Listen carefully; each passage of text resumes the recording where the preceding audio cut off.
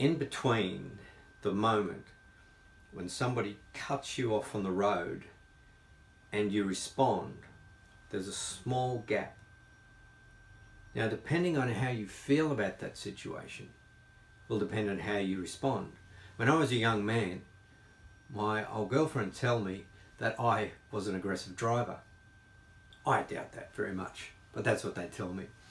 So the gap between someone cutting me off and me blasting the horn or speeding up or yelling at them or doing something was a very small space of time. I arrived at a point in my life somewhere along the way where I really just didn't care. Partially led by the thought, maybe they stole that car and they don't care if something happens to my car or that car. But really it was about expanding that gap to sit back and just think, idiot, and let it go. Because the reality is that person who cut me off may not have even noticed. They go to work, have a perfectly wonderful day, and I could walk around fuming, telling everybody how terrible drivers are. All drivers are terrible. Everybody's cutting me off all the time. You know how we tend to generalize when we're upset? Or we could just let it go. And letting it go is about that gap. Now, when we feel anxious, when we feel stressed, when we're upset, how we respond, how we feel, how long it affects us depends on that gap and what we do in it.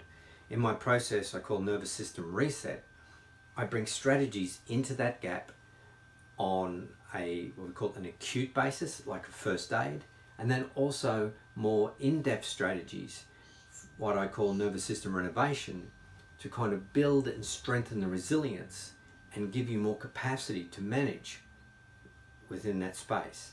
And that space doesn't have to be a long time. I'm sure you'll all recall somebody in your life, maybe your mum, telling you if somebody says something unkind, just count to 10.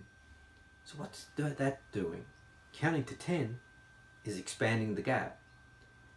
And by the time you get to 10, your response may be completely different. At the very least, you may have thought of a really better comeback to them. Because so often we bite back when someone says something, then we walk around thinking, I should have said that, I wish I would have thought of that at the time. But we don't, because it's just bang, snap, we close that gap so fast. Give ourselves a moment. Stand back, smile at the person. There are specific things I can show you how to do. And when you do that, when you take control, you have less anxiety. You have less stress in your life. You are able to cope, you build greater resilience, so you can then go out and do the things that you want to do for yourself in your life. Thank you, I'm Ian Newton. If you're interested in discovering more about this, you can read more of my articles. You can call me on the 1300 number below in Australia or on the email address, and we can set up a chat. Talk about what's happening with you and how it can help you expand the gap, reduce your anxiety, and achieve the things you want to achieve. Thank you.